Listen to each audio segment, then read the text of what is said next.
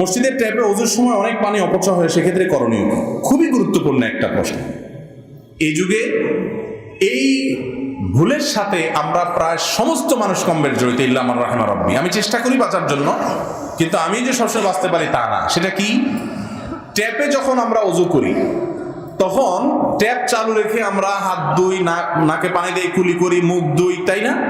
এই কাজগুলো করতে করতে যেই পরিমাণ পানি পড়ে, আপনি ধরেন মুখ ধুইতেছেন, ডলতেছেন, ততক্ষণই কিন্তু ট্যাপের পানি পড়তেছে।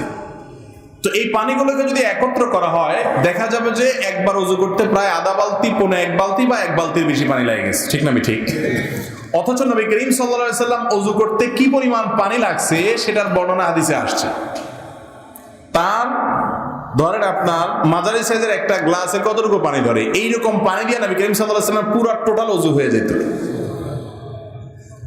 তার ওযুতে কি পরিমাণ পানি লাগছে সেটা হাদিসে আসার মানে হলো ওযুতে পানি অপচয় করলে গুনাহ হবে। অপচয় করা কি জায়েজ কাজ না? না জায়েজ কাজ।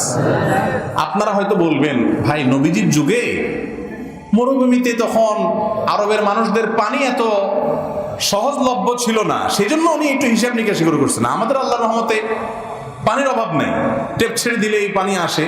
তো আমাদের জন্য কি আর একই মাসালা আসবে? উত্তর হলো হ্যাঁ, একই মাসালা আসবে।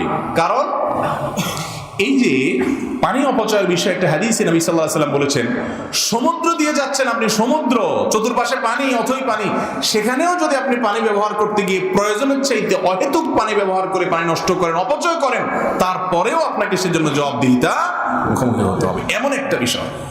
আজ কয়দিন পরপরই আমাদেরকে বিভিন্ন গবেষকরা গবেষণা করে তথ্য জানান আজকের যুগে যে পানির লেয়ার নিচে নেমে যাচ্ছে।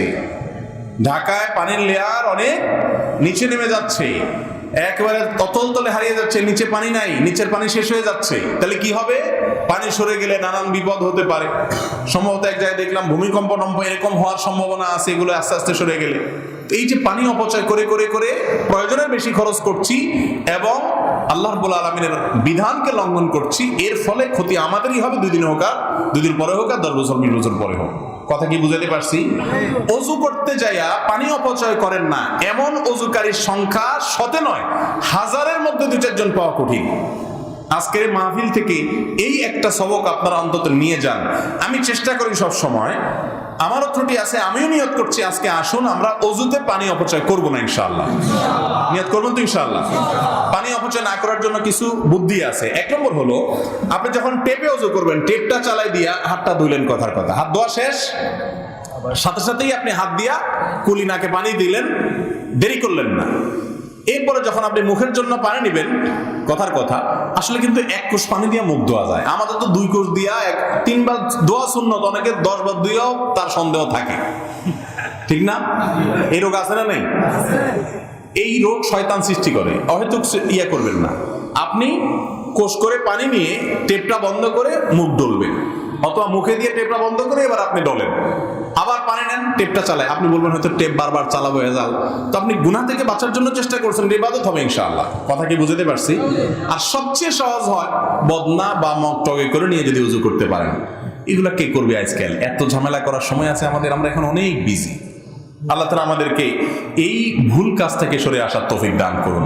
ওযু করেন না অথচ এই ভুলটা হয় না, এরকম মানুষ খুঁজে পাওয়া খুবই কঠিন।